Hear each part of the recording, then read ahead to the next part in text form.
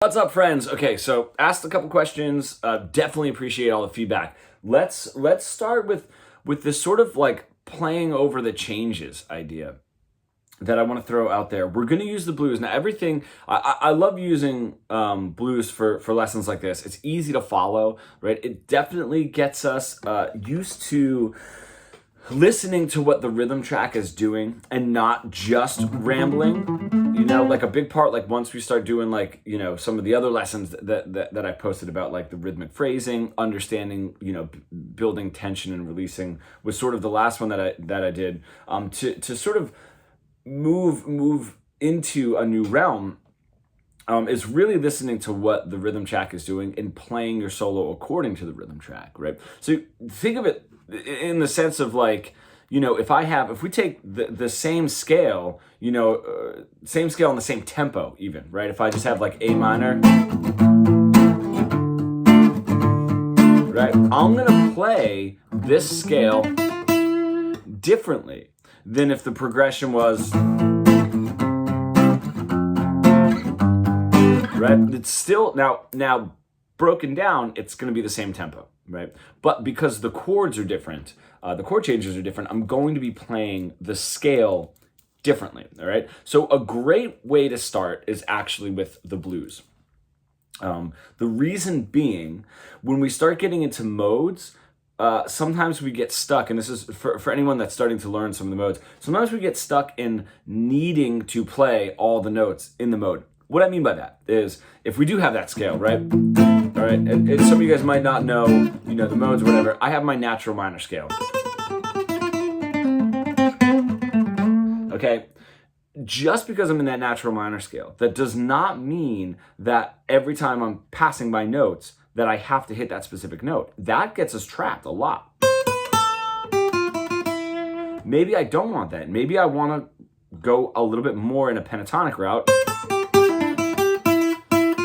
and then touch on the note that's in the mode, rather than the pentatonic. The pentatonics really give us sort of a backbone structure. The way that I sort of describe it is like the pentatonic has like, I know I'm going to use the word rock, but I mean it in like a different sense, but it sort of has like a rock structure. And then when we add the other notes of the modes that we're playing, that gives us like, a little bit more of like a decoration, So if I play this, right, it's got a certain feel. If I start adding the notes in that natural minor scale of whatever mode I'm playing,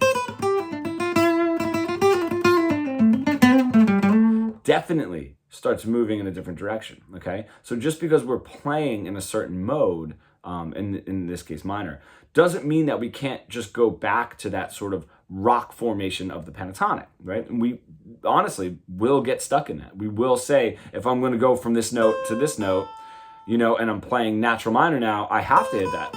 I can't just not hit that. And that's truly not the case.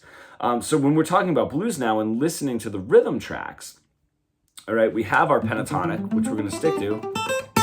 That's gonna be there all the time, right? And that'll be there for all four chords of a 12-bar blues, the 1, the 4, and the 5. Then we can start adding some different notes for each one of those chords that breaks out of the pentatonic. That only really works specifically for each chord, okay? So what the first one is, and we're going to use this visually, okay? This is gonna help kind of guide us into some of the next phases of playing over the changes and not just playing one scale, sort of up and down. So when we have our A7, right, the blues is all about sort of playing this minor over major kind of an idea. It gives us that very, very bluesy sound. So one note that we have is, right, adding that note in. All that is my major third, if you guys, know some of the theory behind it, but it's my major third of this A7. And you can just see it right there, hanging out right there. So that's why we can use this very visually. So that means is, if I'm playing my 12 bar and I'm on the one chord, just throwing those in there, and I sort of always introduce that major third from the note behind it, the minor third, and hammer into it. You know, so an easy lick, let's just go with something easy, is,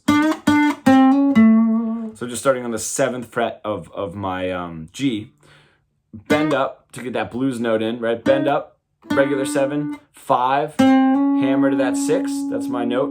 Now, the thing is, when I go to my 4 chord, that D7, this note is what makes this chord a D7, dominant 7, the flat 7 in there.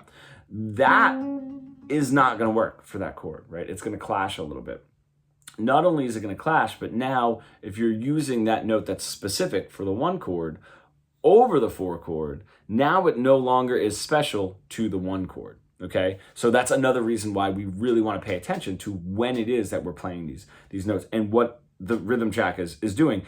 Again, that's why I love using blues, because it's easy for us to follow the rhythm track. You know, it's very easy to hear this stuff out. Now, the note that I love to use, let's go visual, right? Every single one of these notes, you know, and if I play that flat 7 and play also the root of my 4 chord, are in the pentatonic, except that note, okay?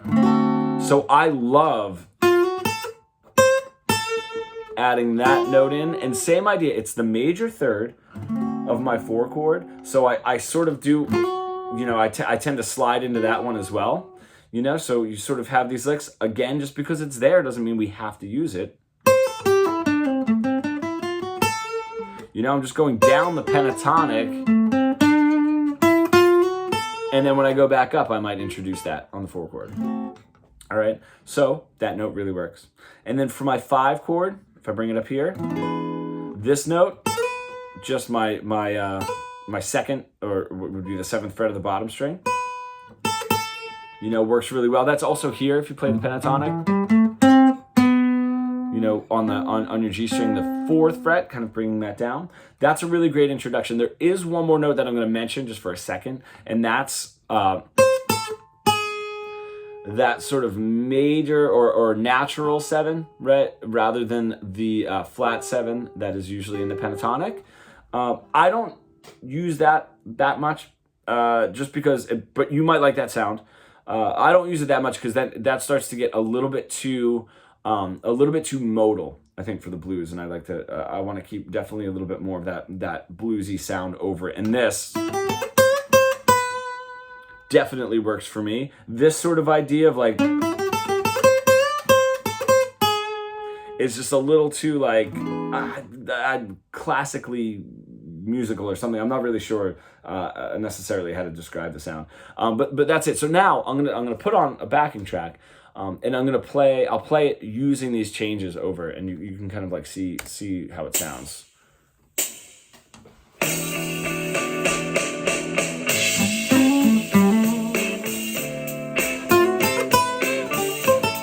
I did right there, I'm sorry guys, I did throw that in there even on the 4 chord. I'll explain why.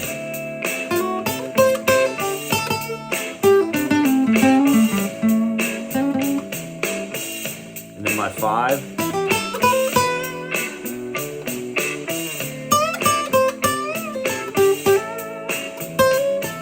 Throw that in there too. So just a couple of things, you can really hear how it fits over the changes. I do, sometimes over that 4 chord, I'll introduce that note, the note that we talked about for the 4 chord. And I also will throw this in sort of as this shuffle, you know, even though this is a straight blues, but that sort of shuffle in there, or what would be like a dominant 13 chord.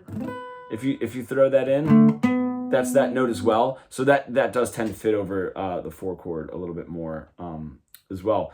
So that's the sound we get. It is much different. I'll do one version without any of that. Okay, so just straight up pentatonic. Okay, and then I'll do one with the changes, and you'll sort of hear it out.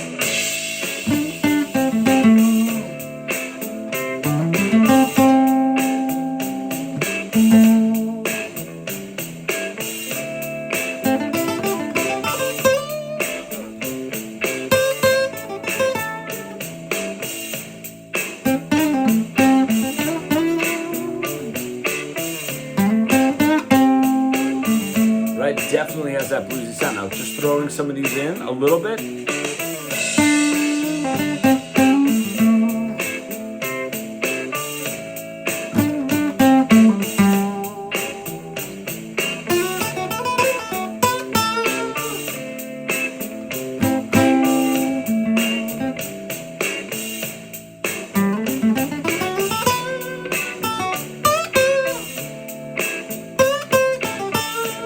right? Just a little bit, sprinkling them in, not always relying on it. Like we said, just because those notes are available to us doesn't mean that we have to use them. We can always rely back on the pentatonic. So that's the different sound.